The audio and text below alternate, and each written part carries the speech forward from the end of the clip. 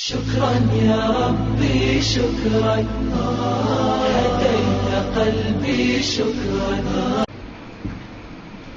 دیکھیے کسی نے ایک سوال کیا ہے. سوال یہ کیا ہے کہ جیسا کہ میں نے بہرحال درس میں بتایا کہ انسان کے لیے اس کے جسم کے تمام اعضاء کو چھونا، مطلب انسان سے مراد میاں بیوی، پھر یاد رکھیے تمام اعضاء کو چھونا اور دیکھنا جائز ہے، لیکن چومنے کے لیے یاد رکھیے اس کی شرمگاہ کو چومنا اس کے لیے جائز نہیں. ان کا سوال یہ کہ ہمارے شوہر ہمیں مجبور کرتے ہیں کہ جو ہم ان کی شرمگاہ کو وہ کرے، جبکہ اس معاملے کے لیے ہم راضی نہیں ہیں. تو یاد رکھیے یہ ویسے درست نہیں ہے. اس معاملے پہ ایک لمبی بحث وخا کی آپ کو ملیں گی، میں اس بحث میں نہیں جانا چاہتا ہوں، لیکن کچھ چیزیں اتنی واضح ہوتی ہیں جس پہ حرام حلال کے تعلق سے فتوے پوچھے نہیں جاتے ہیں، پوچھے نہیں جاتے ہیں. غیر موجودگی کے معنی ہر بار یہ نہیں ہوتا کہ وہ چیز درست ہے، پوچھے نہیں. جیسا کہ مثال کے طور پر اگر کوئی کہے پیخانہ حلال ہے یا حرام ہے، فتویٰ دیجیے اس پر، ایک کوئی ریٹرن ٹیکس دیجیے رسول اللہ سے کہ یہ سمجھ رہے ہیں آپ بات کو.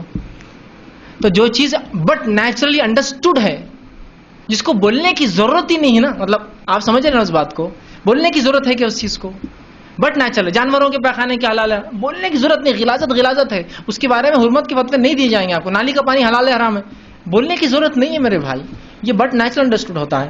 لمبی بحثوں میں لوگ جاتے ہیں کہ یہاں اتنی اجازت ہے وہاں اتنی اجازت ہے. میں کہوں گا جو سادی سی بات ہے اور جو سائنٹیفک ریسرچ سٹڈیز ہے وہ یہی ہے کہ اگر ہم شرمگاہ جیسی چیز کو اگر انسان منہ لگائے تو اس کے بہت خطرناک اثرات جسم پر ہوتے ہیں.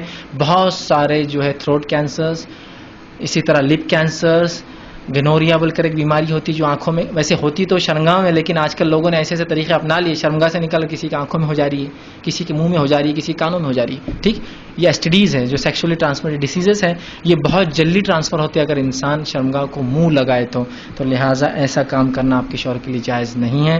آپ ان کو سمجھائیے، آپ ان کو منائیے اور اس چیز کو ایکسپلین کیجیے. انہوں نے کہا کہ وہ میری لاکھ مطلب نہ چاہنے کے بعد بھی ایسا کرتے ہیں، تو آپ کی کراہت پہ انہوں نے عمل کرنا چاہیے. اور اس چیز کو دیکھیے، ایک چیز کبھی جائز ہوتی ہے لیکن اگر وہ پسند نہ کرے تو وہ بھی اسلام میں درست نہیں.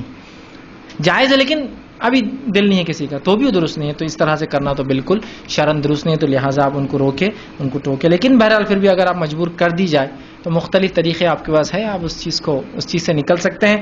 میں سمجھتا ہوں ہر چیز سمجھانا میرے لیے ضروری نہیں ہے. کبھی دانت تیز بھی ہو جاتے ہیں، کبھی جو ہے کچھ بھی ہو سکتا ہے. بہرحال تو اسے بھی چاہیے کہ احتیاط کرے. بہرحال مطلب انسان ہے، ہوتا ہے کبھی. بہرحال تو آپ زیادہ ہوشیار ہے. کسی نوکر کو اگر زیادہ کام دیا جائے تو وہ کیا کرتا ہے نا، معلوم نا، کبھی چیز کو پھینک دیتا ہے. تو آئندہ بولتے اس کو زیادہ مت دو، پھینک دیتا ہی. تو یو ہیو آپ کے پاس بہت سے راستے ہیں. اگر نکلنا چاہے تو بہرحال بہت چیزیں ہیں. بہرحال آپ کوشش کریں تو کیا کچھ آپ کے پاس نہیں. بہرحال سمجھ جائیے میرا اشارہ. تو بہت چیزیں ہو سکتی ہیں. ٹھیک ہے.